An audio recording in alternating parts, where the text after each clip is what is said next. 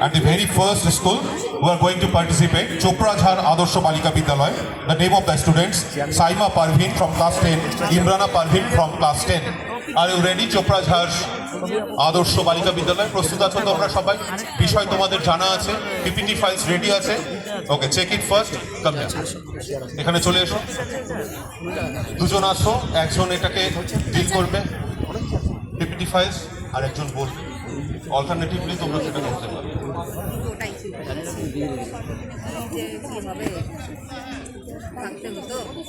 আমরা বলবো your time start now.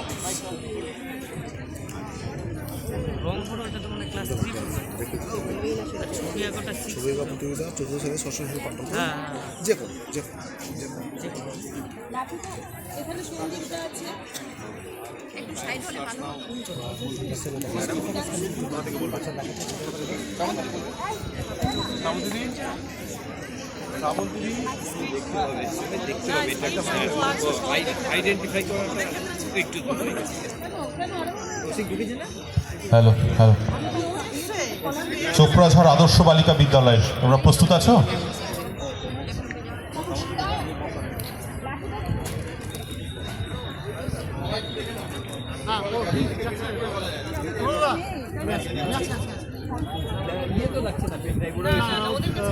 Presentation, উপস্থাপনা প্রতিযোগিতা শুরু হচ্ছে। আমরা শুরু করছি ম্যাডাম। নমস্কার, আমি ইমরানা পারভিন, আমার সাথে আছে সাইমা পারভিন। আমরা চোপড়াঝাড় আদর্শ বালিকা বিদ্যালয়ের 10ম শ্রেণীর ছাত্রী। আজকে আমরা উপস্থাপন করতে চলেছি শহর অঞ্চলের কঠিন বর্জ্য ব্যবস্থাপনা, সমস্যা ও সমাধান। এই কঠিন বর্জ্য পদার্থগুলি প্রধানত জীব অবিশ্লিষ্ট। এই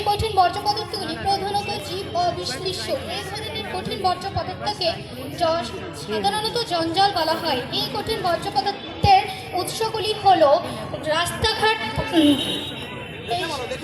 গৃহস্থালির সমস্ত কঠিন বর্জ্য পদার্থ, রাস্তাঘাটে ল্যাম্পপোস্টের ব্যবহৃত ইলেকট্রনিক তার ও অন্যান্য সামগ্রী, পয়ঃপ্রণালীজাত বর্জ্য পদার্থ, নর্মদা নিকাশি নালার বর্জ্য পদার্থ, রাস্তাঘাট পরিষ্কার করার পরে বর্জ্য পদার্থ, জলভূমি পরিষ্কারের পরবর্তীতে বিভিন্ন প্লাস্টিক ও ধাতব বর্জ্য পদার্থ।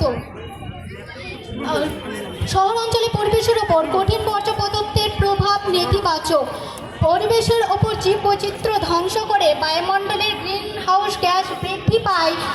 এই কঠিন বর্জ্য পদার্থকে উন্নতমুক্ত দহনের ফলে বায়ুমণ্ডলে অ্যামলিক গ্যাস, অ্যাসিড বৃষ্টি, ওজোন হল, বিশ্ব উষ্ণায়ন, বায়ু দূষণজনিত সমস্যার সূত্রপাত ঘটায়। এই কঠিন বর্জ্য পদার্থগুলি নদী, সমুদ্র বা জলাশয়ে জল দূষণের সৃষ্টি করে। দৃশ্য দূষণ এবং গন্ধ দূষণ, স্বাস্থ্যজনিত সমস্যা লক্ষ্য করা যায়। পরিবেশকে দূষিত করছে, বাস্তুতন্ত্রের স্থিতিশীলতা বিঘ্নিত হচ্ছে, জমি অপব্যয়ের যোগ্য করে, মৃত্তিকার উর্বরতার শক্তি হ্রাস করে, মৃত্তিকা দূষণের সহায়তা করে। শহর অঞ্চলে কঠিন বর্জ্য ব্যবস্থাপনার সমস্যা ও সমাধানগুলি হল: সমস্যা, অপরিকল্পিত বর্জ্য নিষ্কাশন। শহর অঞ্চলের নির্দিষ্ট ডাস্টবিনের অভাব ও খোলা জায়গায় ময়লা ফেলার ফলে রোগ জীবাণু ছড়ায়।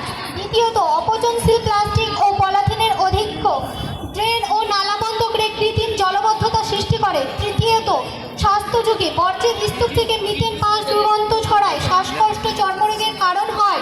চতুর্থ, পরিবেশ দূষণ, অস্বাস্থ্যকর পরিবেশ থেকে দৃশ্য দূষণের সৃষ্টি করে। বর্জ্য থেকে নির্গত বিষাক্ত রাসায়নিক ভূগর্ভস্থ পানি ও মাটির উর্বরতা নষ্ট করে। খোলা ল্যান্ডফিলের কারণে বায়ু, জল ও মাটির দূষণ এবং রোগ ছড়ানো। উৎসস্থলে বর্জ্য পৃথকীকরণের প্রতি জনসচেতনতার অভাব ও অপর্যাপ্ত পরিকাঠামো, আধুনিক বর্জ্য শোধনাগারের অভাব, কঠিন বর্জ্যের পূর্ণ ব্যবহার কেন্দ্রের অভাব।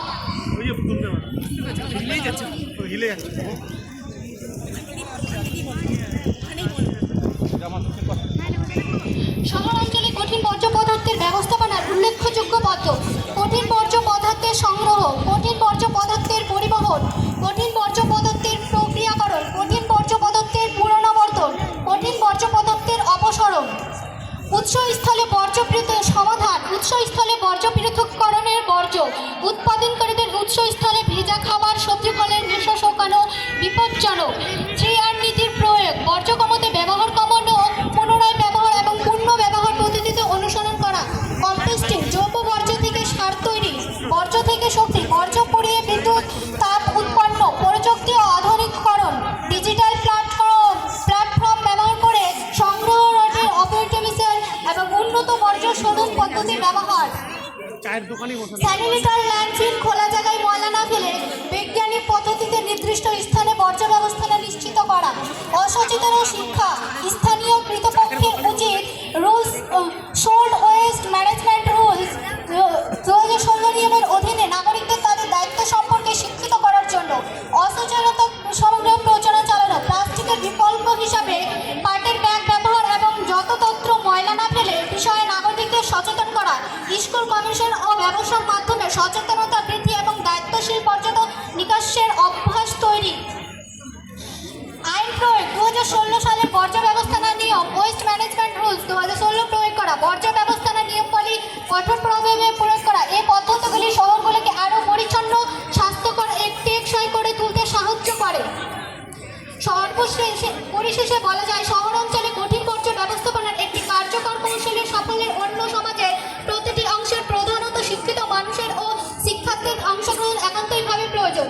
প্রতিটি নাগরিককে সরকার প্রণীতি নীতি এবং আইনগুলির পরিবেশগত, আর্থিক এবং সামাজিক প্রভাবের উপর নির্ভরশীল হওয়া উচিত। এক্ষেত্রে বেসরকারি কোম্পানিগুলির সহযোগিতামূলক অংশীদারিত্ব একান্তভাবে কাম্য। ধন্যবাদ। বেশ একটু জোরে হাততালি চাইবো ওর জন্য, উৎসাহিত করি আমরা। সময়ের আগেই শেষ করেছে ওর প্রেজেন্টেশন, এবারে প্রশ্নোত্তর পর্ব। আচ্ছা, তোমাদের একটা প্রশ্ন করছি, সেটা হচ্ছে সাধারণভাবে আমরা বর্জ্য কয় ধরনের দেখি আর কি, কয় ধরনের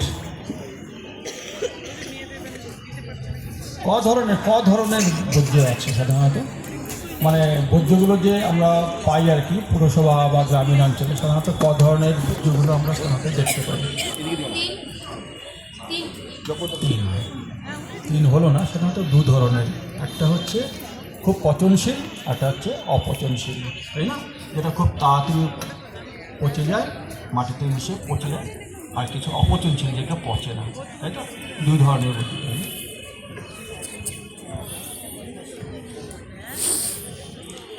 কে সাইমা আর কে ইমরানা? আমি সাইমা। আমি ইমরানা।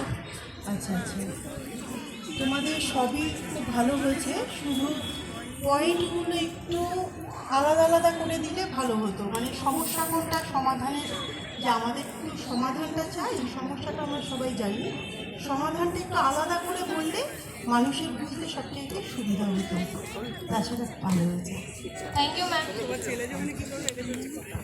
একটা জোরে হাততালি হোক সবার জন্য, খুব সুন্দর প্রেজেন্ট করেছে ওরা। ধন্যবাদ সবাইকে।